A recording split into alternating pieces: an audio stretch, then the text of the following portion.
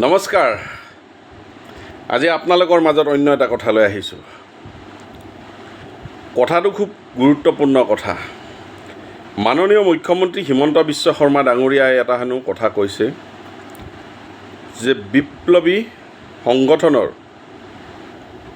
সেনাধ্যক্ষ যি পৰেশ বৰুৱা ডাঙৰীয়া আছে, তেখেতৰ ছবি আঁকিব বা ছবি আঁকিবৰ কাৰণে অনুমতি বা যিয়ে নহওক, তেওঁ এটা কথা প্ৰচাৰ কৰিছে।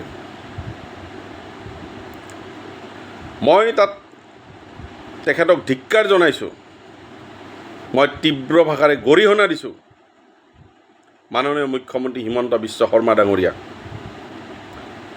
যি ভাৰত চৰকাৰে যি সেই বিপ্লৱী সংগঠনটোক যি বেন কৰি থৈ দিছে, সেই বেন কৰা সংগঠনৰ যি সেনাধ্যক্ষজনৰ যি ছবি আঁকিবৰ কথা কয়, তেওঁ লাজ নাপায়। কৰিব লাগিছিলে যে এনেকুৱা ধৰণৰ কথা এটা কোৱাৰ আগতে তেওঁ চিন্তা নকৰে। আৰে হিয়াৰ আমঠু জুবিন গাৰ্গ ডাঙৰীয়া ৰাইজে ভাল পায়, ৰাইজে ছবি আঁকিছে।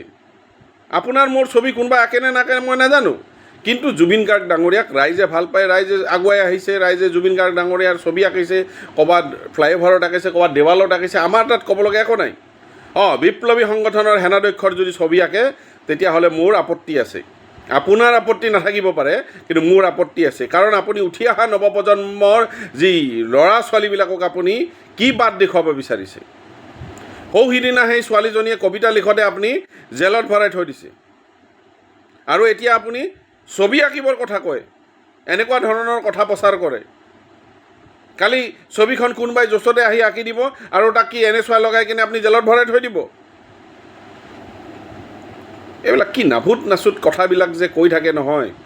আপুনি ডেভেলপমেণ্টৰ কথা কওক। আজি গুৱাহাটীত যে কৃত্ৰিম বানপানী হৈছে, কৃত্ৰিম বানপানী সমস্যাৰ কথা কওক। গোটেই মানুহে জ্বলন্ত সমস্যাত ভুগি আছে। একজাকৰ বৰষুণ অহাৰ লগে লগে গোটেই কোনো মানুহ ক'তো যাব পৰা নাই, কিমান গাড়ী বেয়া হৈছে, কিমান মানুহ ক'ত ফচি আছে, সেইবিলাক কথা কিন্তু আপোনাৰ নাই। গুৱাহাটীখন আপুনি আজিলৈকে কিন্তু 10 বছৰ, এতিয়া ইয়াৰ আগতে মন্ত্ৰী আছিলে, এতিয়াতো আপুনি মুখ্যমন্ত্ৰী হিচাপে 2টা টাৰ্ম পালে, কিন্তু পাৰিছেনে আপুনি কৃত্ৰিম বানপানীৰ সমস্যা সমাধান কৰিব? নলা নৰ্দমাবিলাক চাফা কৰিব পাৰিছে?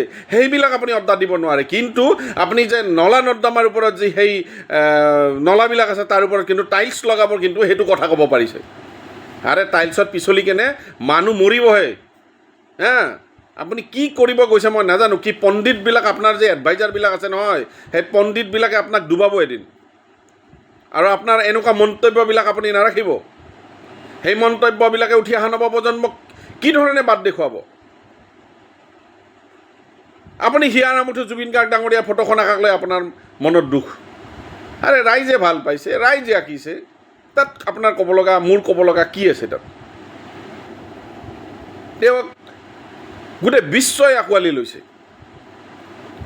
ৱৰ্ল্ডত কিমান নম্বৰত আহিছে আপুনি জানেনে? তেওঁৰ যেতিয়া শ্মশানত নিয়া হৈছিলে কিমান মানুহে, আৰে ৰেকৰ্ড হৈছে এটা। এই ৰেকৰ্ডটো কিন্তু এলাপেচা ৰেকৰ্ড নহয়, 4 নম্বৰত আহিছে। আৰু অসমৰ গৌৰৱ, এতিয়া তেখেতক ভগৱান স্বৰূপে ৰাইজে মানি লৈছে। তেওঁৰ সমাধিস্থলত আপুনি চাওক, আহোঁতে যাওঁতে কিমান মানুহ আহে। ইয়াৰ আগত আমি বহুত শিল্পী বা বহুত এনেকুৱা দিগ্গজ নেতা আমি ঢুকুৱা দেখিছোঁ। কাৰ ওচৰত ৰাইজে যায় ইমান? কাৰ ওচৰত গৈছে? সেই জুবিন গাৰ্গ ডাঙৰীয়াৰ ওচৰত কিন্তু সদায় প্ৰণাম জনাব যায়। গতিকে সেই জুবিন গাৰ্গ ডাঙৰীয়াই আপুনি যিমানে যি কওক, মনৰ পৰা ওলাব নোৱাৰে। ফটো মুচি দিয়ক, কিবা কৰক, এই যে মনত সোমাই গৈছে নহয় হৃদয়ত, সেই হৃদয়ৰ কিন্তু সোমাই গৈছে, মগজত সোমাই গৈছে, তাক কিন্তু কেতিয়াও ওলাই দিব নোৱাৰে। গতিকে মই এইখিনি আপোনালোকৰ মাজত মোৰ অকণমান দুই এষাৰ দাঙি ধৰিলোঁ। ধন্যবাদ।